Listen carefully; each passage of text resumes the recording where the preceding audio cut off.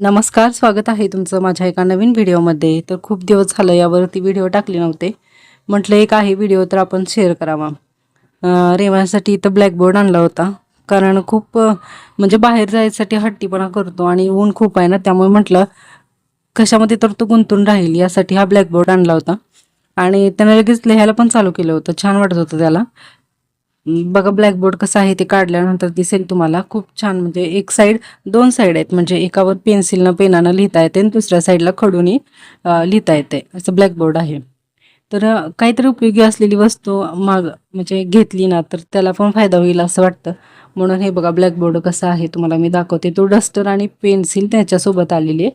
आणि तो ब्लॅकबोर्ड आहे ते एका साईडला व्हाईट आहे आणि एका साईडला ग्रीनमध्ये आहे, जेणेकरून खडूनी त्याच्यावरती लिहिता येईल असा. तुम्हाला जर अशा टाईपचे व्हिडिओज वगैरे बघायला आवडत असतील तर नक्की कमेंट करून सांगा. कारण ते स्वामींचे वगैरे व्हिडिओ मी टाकते, पण आता खूप दिवस गॅप झाला आणि म्हटलं एखादा ब्लॉग शेअर करावा छोटासा, म्हणून हा प्रयत्न आहे.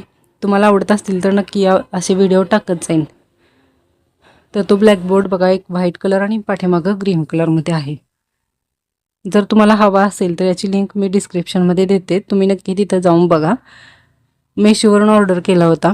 तर तुम्हाला जर वाटलं की तुमच्या लहान मुलांसाठी उपयोगी आहे आणि घरामध्ये हवाच आपल्याला ब्लॅकबोर्ड, तर तुम्ही ऑर्डर नक्की करू शकता.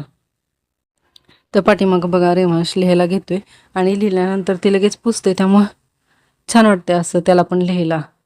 आणि तो त्याचाच ब्लॅकबोर्ड आहे असं समजतोय, म्हणजे त्यालाच घेतलाय, पण दुसऱ्यांना कोणालाच हात लावू देना झालाय.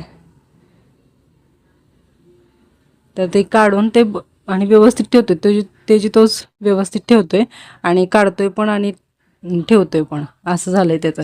ते किती दिवस असणार आहे बघा. थोडे दिवस ते असते, नंतर तो विसरून पण जाईल की ब्लॅकबोर्ड घेतलाय म्हणून.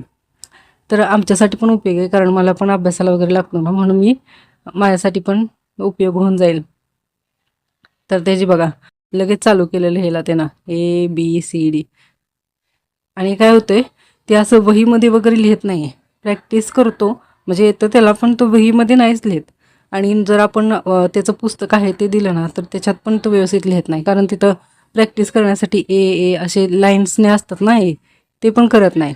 मग आता स्कूल चालू झाल्यानंतर करेल तो, कारण टीचर्सचा ऐकतो. म्हणजे जरा स्कूल चालू झाल्यावर फरकच पडतो. पण घरी आता किती दिवस सुट्टीत होती, 1-1.5 महिना तर तो सुट्टीमध्येच गेला आहे. कारण आमच्या घरी पण लग्न होतं ना, त्यावेळेस पण आम्ही सुट्टीवरून गेलो होतो. आणि नंतर 1 महिना सुट्टी, असं 1.5 महिना तर आम्ही त्याची सुट्टीत झाले. त्यामुळे आता काय माहिती स्कूलमध्ये काय करतोय. तर खरंच आवडलं असेल तर तुम्ही डिस्क्रिप्शन चेक करा, मी तिथे देईन लिंक.